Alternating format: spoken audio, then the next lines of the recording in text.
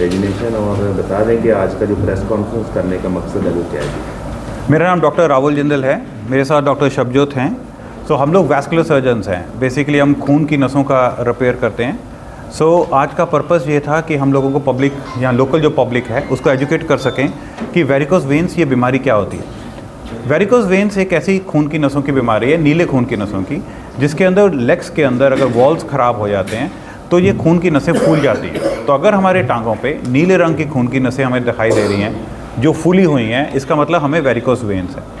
इसका डायग्नोसिस बहुत आसान है। आप खड़े होइए, अगर आपके टांगों पे नीले रंग की खून की नसें आपको फूली हुई दिखाई दे रही हैं तो वेरिकोस वेन्स आपको बीमारी है।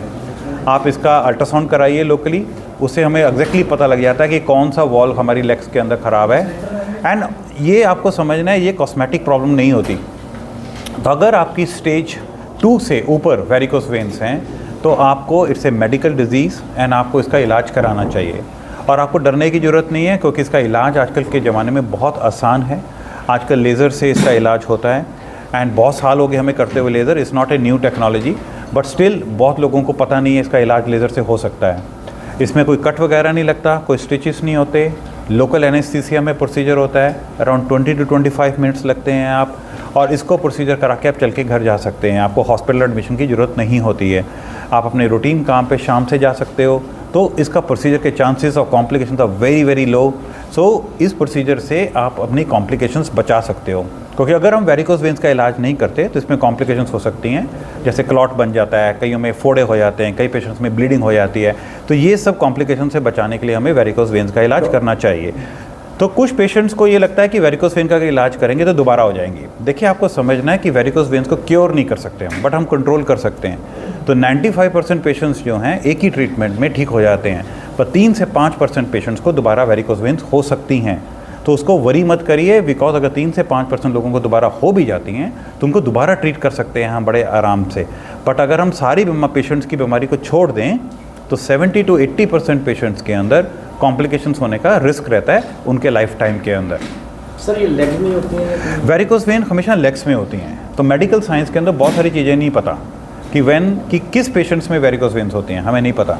हमें पता है कुछ रिस्क फैक्टर्स हैं, जैसे अगर आप टॉल हाइट के हो, मोटे हो, मल्टीपल प्रेगनेंसीज आप करते हो, जिम बहुत ज़्यादा करते हो, बहुत देर तक खड़े रहते हो, बहुत देर तक बैठे रहते हो, और आपके जीन्स में प्रॉब्लम है। मतलब अगर एक पेरेंट को वेरिकोस वेन्स हैं तो 30% चांसेस रहती है बच्चों को वेरिकोस वेन्स होने की।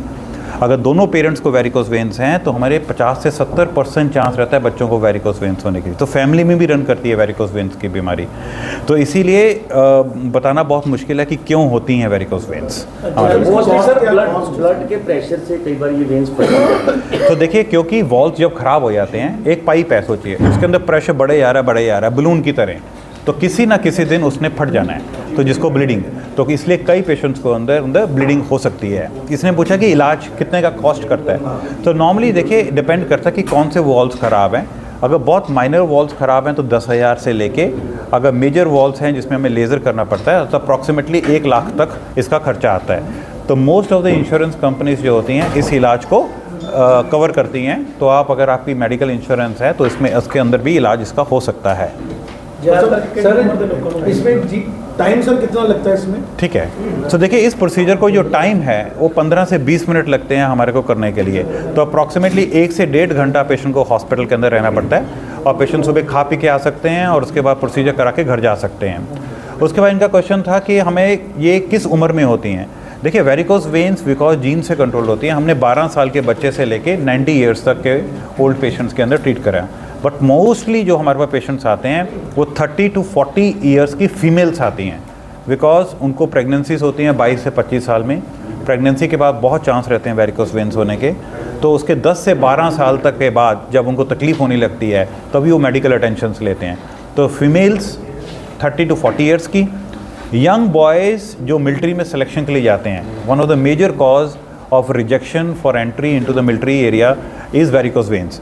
तो वो बहुत लोग आते हैं हमारे पास, यंग बॉयज़ 18 से 20 साल के, जो आर्मी में सिलेक्शन से पहले, तो उनको वेरिकोस वेन्स की तकलीफ होती है, तो हम उसको ठीक करते हैं।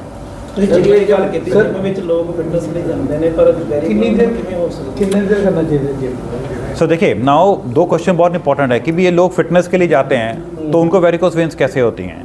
देखिए, वेरिकोस वेन्स अंदरूनी बीमारी है, वो वॉल्स हैं। तो फिटनेस का मतलब हमारे को होता है कि हमारे को ब्रूसली देखे ना वो कितना फिट था, वैसी वाली बॉडी चाहिए। वो ऐसे मोटा मोटा हल्क जैसी बॉडी इज़ नॉट कि वो हेल्दी बॉडी है। क्योंकि आप आजकल लोग क्या करते हैं, इतनी मोटी मोटी डोले बनाने की कोशिश करते हैं, स्टीरॉइड्स लेते हैं, बहुत सारी दवाइयाँ अलग से गलत बॉक्सेस का इस्तेमाल करते हैं, जो उनको नहीं करना चाहिए। तो अगर हम फिटनेस की बात करें तो ये उन लोगों में होता है जो बहुत हैवी वेट लिफ्टिंग करते हैं। तो जब आप बहुत हैवी वेट लिफ्टिंग करते हो तो पेट के अंदर हमारा प्रेशर बहुत बढ़ जाता है। जब पेट के अंदर प्रेशर बढ़ता है तो वेन्स के ऊपर, वॉल्स के ऊपर बहुत प्रेशर पड़ता है, तो उससे वो वॉल्व ख़राब हो जाते हैं।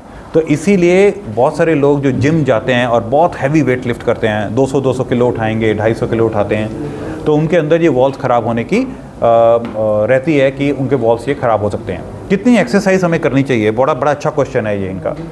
अगर मेडिकली हम सोचें कि 30 minutes of exercise every day, at least 5 से 6 दिन हफ्ते के अंदर, ये हर ह्यूमन बीइंग को करनी चाहिए अगर उन्होंने फिट रखते हैं। तो बहुत कम लोग हैं स्पेशली हमारी कंट्री के अंदर जो रेगुलर एक्सरसाइज हर रोज़ करते हैं। सो बट अगर हम इतनी एक्सरसाइज भी कर पाएँ, जैसे ऑफिस जा रहे हैं हम, गाड़ी के बजाय अगर आपका 2 किलोमीटर है तो वॉक करके चले गए अगर पॉसिबल है, फुटपाथ है, चलने की जगह है।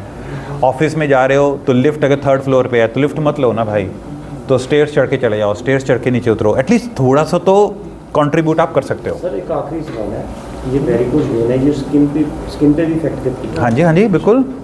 तो वेरिकोज वेन्स का मेन इफेक्ट स्किन पे होता है। देखिए वेन्स में क्या होता है, वेन्स स्किन के अंदर होती हैं, तो जैसे उसका प्रेशर बढ़ता है उसमें से कुछ सेल्स हैं प्रेशर के कारण, जिसको RBCs बोलते हैं, रेड ब्लड सेल्स, वो ब्लड से निकल जाते हैं बाहर, और निकल के अंदर सर, इसमें स्किन पतली हो जाती है? स्किन नहीं पतली होती,